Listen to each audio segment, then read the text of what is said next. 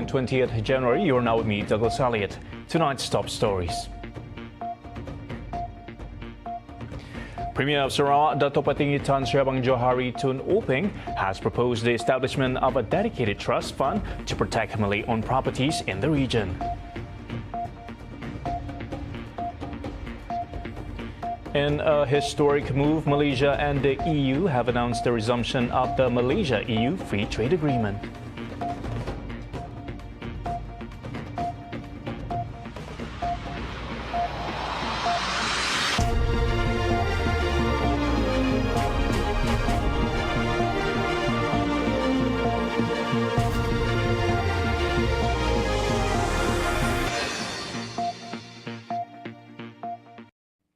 Good evening.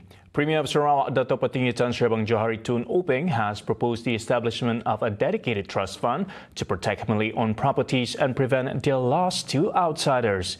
Speaking at an event on Monday, Abang Johari highlighted the need for collective financial strength within the community, saying the trust fund could serve as a safety net to purchase properties at market value, ensuring that they remain under Malay ownership despite division under Islamic inheritance law. He also urged the implementation of similar trust fund initiatives across Sarawak to address challenges faced by urban Malay communities, particularly in Kampung Wireless Miri and Kampung Nyabor in Sibu. He stressed that this initiative is a holistic approach to preserving Malay culture without affecting relations between Malays and non-Malays. Badan amanah ini boleh membeli harta tu, Badan Amanah Orang Melayu lah beli, dan harta ini akan diuruskan oleh masyarakat Melayu sendiri dengan membeli mengikut harga pasaran. Saya beri contoh Arif Hotel. Arif Hotel ni keluarganya mesti bahagikan mengikut hukum syarak, dan kita terpaksa mencari orang yang boleh membeli Arif Hotel. Dan kita berasa syukur kerana Badan Amanah Satok mempunyai dana membelikan Arif Hotel ini. Jadi ia tidak terlepas kepada orang lain, masih lali di kalangan masyarakat yang tinggal di sini. Bermaknanya tidak terhakislah. Ini adalah satu pendekatan di mana kita mesti memperkuatkan masyarakat itu sendiri. Dan untuk memperkuatkan masyarakat itu, ia mesti datang dari idea tidak nyampulah.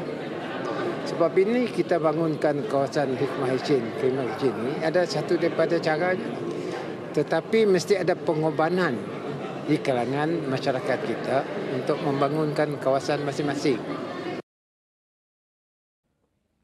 In a historic move for Malaysia-EU relations, Prime Minister Dato' Sri Anwar Ibrahim and the European Commission President Ursula von der Leyen have announced the resumption of negotiations for the Malaysia-EU Free Trade Agreement.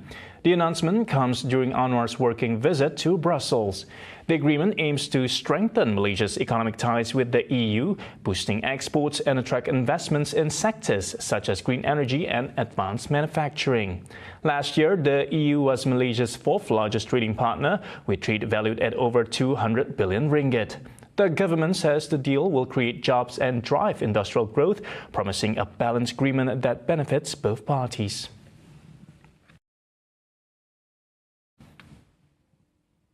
The Malaysian Ex-Police Association PBPM is in talks with the Sarawak government to secure financial aid and due recognition for nearly 2,000 former police and military personnel who served in the state. Its president, Dato' Mokhtar Omar, says many members risked their lives while on duty during the emergency era. Yang terdiri hampir 10,000 orang yang masuk era zaman darurat dulu, yang mana hingga ke hari ini masih memerlukan bantuan-bantuan kebajikan daripada terutama kerajaan negeri yang tidak punya rumah, ya, kediaman, termasuklah mereka-mereka yang patut diberi penghargaan. Mokhtar made the remarks after leading a courtesy visit to Sarawak's head of state, Tun Pentri Dr. Wan Junaidi Tuanku Jaafar at Astana Negeri on Monday. During the meeting, PBPM discussed various issues, including the welfare and rights of former police personnel, and explored potential strategic collaborations to benefit all stakeholders. PBPM is urging former police personnel who have yet to register as members to do so immediately, ensuring they can access available benefits and assistance. Meanwhile, Tun Dr. Wan Junaidi expressed hope that the discussions will bring positive outcomes for PBPM's ongoing efforts to support its members. He also commended the association's commitment to acknowledging the contributions of former police officers to the nation's security and development. A replica of the fortress of Runtop, the legendary Iban warrior who fought against the White Raja's administration, is set to be built at Bukit Sadok this year. Deputy Premier of Sarawak, Dato' Amar Douglas Uga Umba, says the 16 million ringgit tourism project is awaiting final approval before construction begins.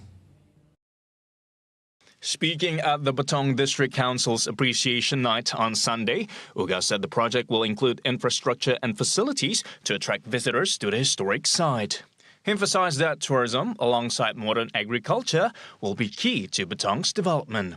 The Batong Division Development Agency BDDA and the residents and district officers are expected to take the lead in working with industry players to promote local attractions, including traditional longhouses, unique culture, pristine nature, and local farms. With improved connectivity through the Pan-Borneo Highway and upcoming projects such as the Coastal Trunk Road and Babuling Stallport, Batong is expected to welcome more visitors. Thus, Uga urged the local community, including farmers, homestay operators, and business owners, to play their part in making Batong, Spau, and Deba more visitor-friendly. The Public Service Commission of Malaysia, or SPA, is considering setting up a new interview centre in the Northern Division of Limbang. Its chairman, Dato' Sri Dr. Ahmad Jailani Muhammad Yunus, says the proposal aims to improve access to public service job opportunities, taking into consideration Sarawak's vast geographical size. Currently, the nearest interview centre for Limbang residents is in Miri, approximately 188 kilometres away. The announcement was made by Ahmad Jailani while officiating the opening of the SPA Cebu Interview Centre at the Cebu Urban Transformation Centre UTC on Monday.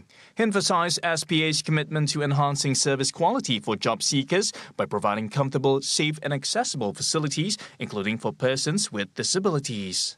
SPA currently operates 17 interview centres nationwide, with 8 located in UTC buildings across Perak, Penang, Perlis, Negeri Sembilan, Johor and in Sarawak, including Kuching, Miri and Cebu. The newly opened Cebu Interview Centre, which began operations last November, spans 236 square metres and includes 5 interview rooms, a waiting area and a lounge for panel members. It serves candidates from Batong, Sarikei, Cebu, Muka and Kapit divisions. In addition to interviews, the centre provides internet access for public service entrance evaluation, psychometric tests, and consultations on public service job applications. Previously, the Cebu Centre operated from rented private premises in a remote location for 12 years.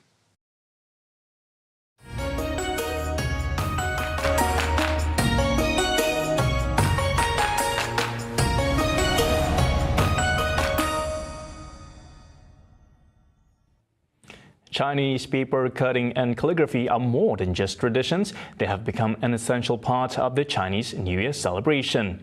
Former art teacher Kwei Chun An has been keeping this tradition alive for the past decade, drawing inspiration from the zodiac signs of each year.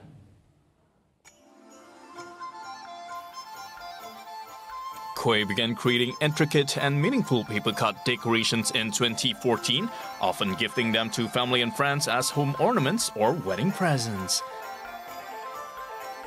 W wise means cerdik pandai. Ya, karakter dia pandai. T then pandai bercakap, good in talking. C caring tu apa dia? Menjaga orang lain kan? Pandai menjaga. Caring. Dan dia ada cekap membuat keputusan, determination. Lebih kurang 4 karakter itu untuk orang yang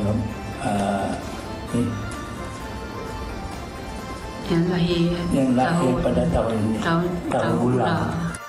However, he has never sold his work. In addition to showcasing his work at exhibitions and skill-sharing events, Quay created his largest paper-cut decoration, a 4x2-meter piece for his daughter's wedding, which took over a month to complete. Quay has also compiled more than 30 books documenting his paper-cutting and calligraphy pieces since 2014. Since 2016, he has frequently crafted special calligraphy pieces for Tuanku Syed Faizuddin Putra Jamalulail and Tuanku Hajah Dr. Lailatul Shahrin Akasha Khalil. Quay hopes this tradition art form will continue to be cherished, not just as a cultural heritage, but also as a symbol of unity and festive spirit.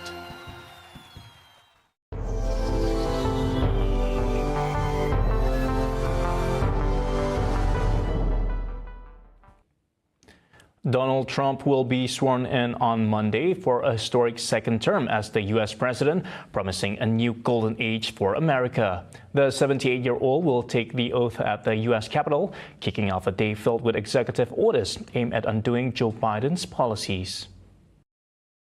Trump becomes the oldest U.S. president to be sworn in and the second to return to power after being voted out following Grover Cleveland in 1893. With a pledge of a brand new day for the nation, Trump has vowed to crack down on undocumented migrants and reverse several woke policies. Trump's plans include declaring a national emergency at the southern border and reversing Biden's climate and diversity policies. Ahead of the ceremony, Joe Biden and First Lady Jill Biden will host Trump and his wife Melania for tea and coffee at the White House before heading to the Capitol together. The ceremony will see Trump and Vice President-elect J.D. Vance taking their oath in the Capitol Rotunda, similar to Ronald Reagan's 1985 inauguration. Tech billionaires Elon Musk, Mark Zuckerberg, and Jeff Bezos are expected to attend the event, with Musk poised to take on a key role in the new administration. Trump supporters see the moment as a start of a new era, but his return has also sparked concerns of his vows of retribution against political opponents. For the world, Trump's return signals a period of uncertainty with promises of new tariffs and shifting global alliances. Meanwhile, TikTok has restored service in the United States after a brief shutdown following a ban imposed over national security concerns. The video sharing app credited President-elect Donald Trump for the reinstatement as he promised to delay the ban to negotiate a deal. TikTok went offline late Saturday as its Chinese owner ByteDance faced a deadline to sell its U.S. operations.